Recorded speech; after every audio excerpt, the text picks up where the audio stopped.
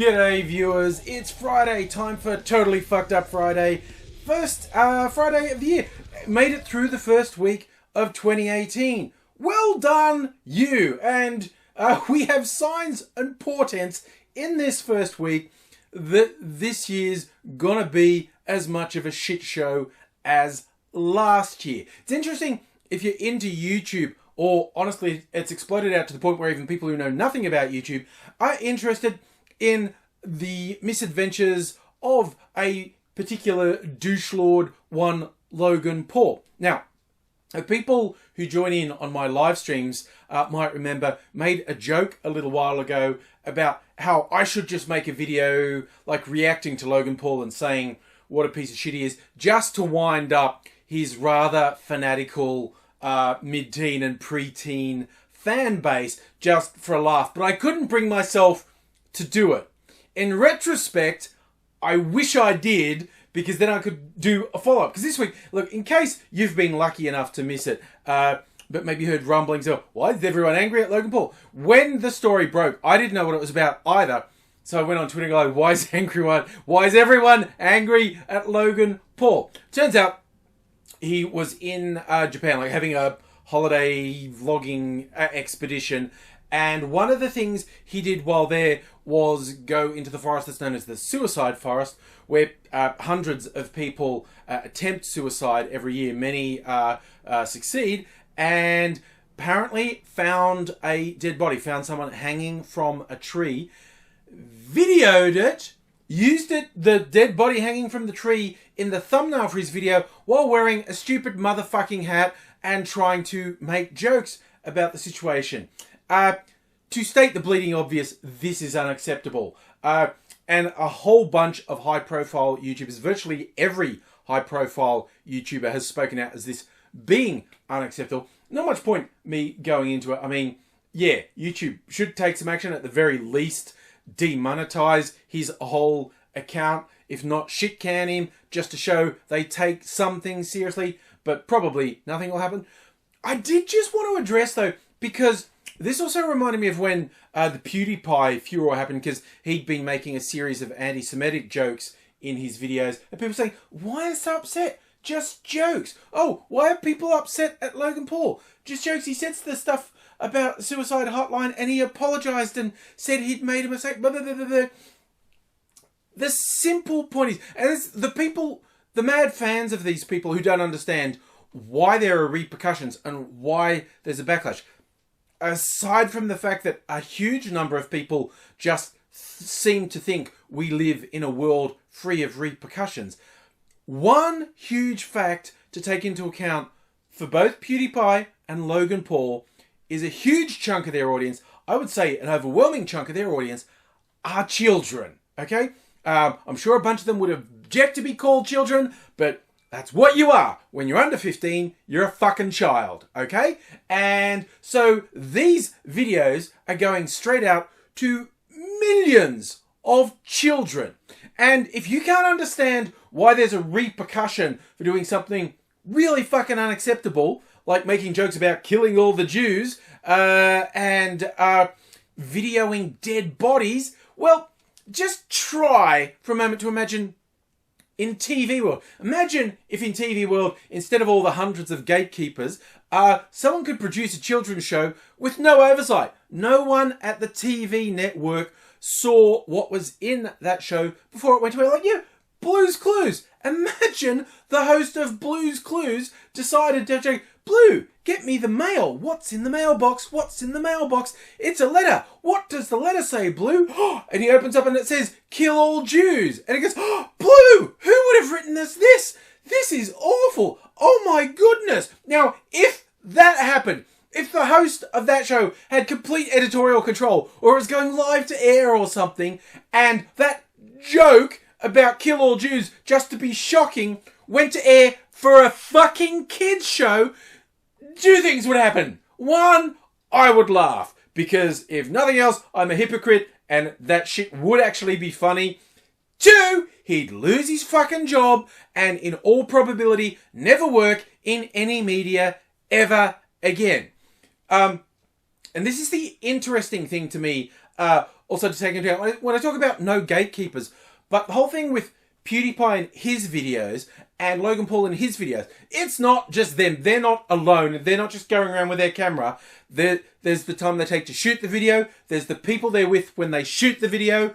There's the people who edit the video. There's the people who do review. A whole bunch of people do actually allow this shit to happen. Not as many as with a TV network or a movie studio, but more than one person is complicit in this, and it goes out. But as a general rule, YouTube themselves have very little input or none at all into what these people put in their videos. So if you can't understand why there's a furor about things like PewDiePie or Logan Paul, it's basically because advertisers who are paying the money that these people make go, okay, there are certain things I don't want my brand associated with, and I probably shouldn't have to tell you that it includes a kids show that makes jokes about Hitler, saying nigger, and killing Jews, or showing dead bodies wearing stupid hats and making jokes of it. Okay?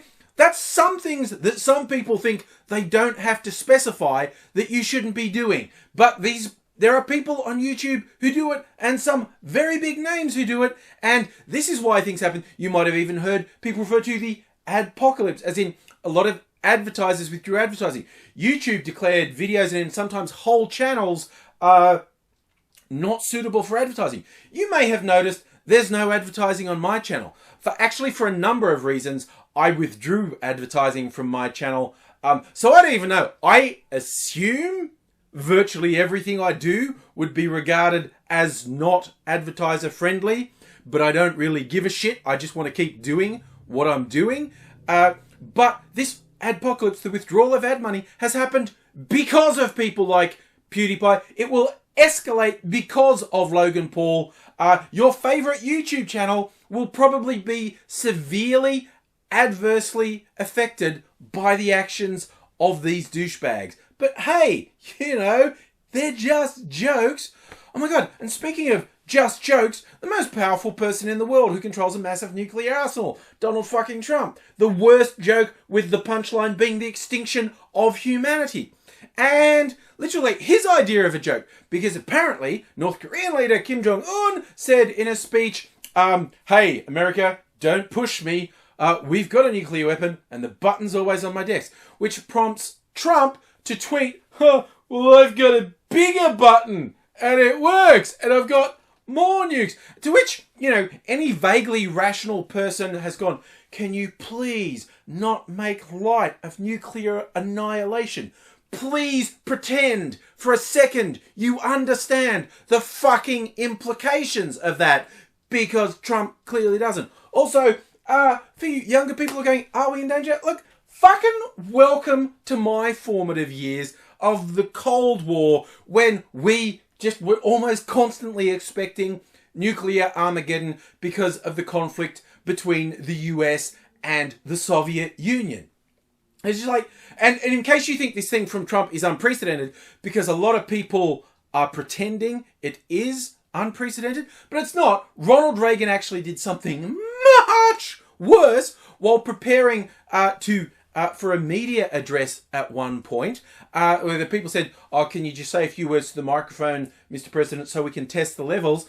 Reagan, in his wacky witty way, and we now know beyond any doubt, Reagan was cognitively impaired while in the White House, that he was suffering from Alzheimer's and dementia. And so his sound check for the media, he said, well, ladies and gentlemen, I'm pleased to announce I've just passed legislation that will outlaw Russia forever. We begin bombing in 5 minutes. Ho, ho, ho, ho, ho. And of course, the media actually broadcast that. Not live. They went, oh my God, this is what Reagan said today. The Russians heard this and they went on full fucking nuclear alert. And this is the difference between Kim Jong-un, who could cause trouble, could ignite something that would kill millions of people, but the Soviet Union was a lot fucking worse than Kim Jong-un. And Reagan made them think there was significant danger of the initiation of a conflict. So, hey, millennials, what you're living through is what I lived through at your age. So welcome to sleepless nights and worrying about how long you're ever going to fucking live and will you ever have children or will the world cease to exist. Who fucking knows? But I wonder, there's a lighter thing that's happened with Trump. It's just sort of come to light in the last day or so.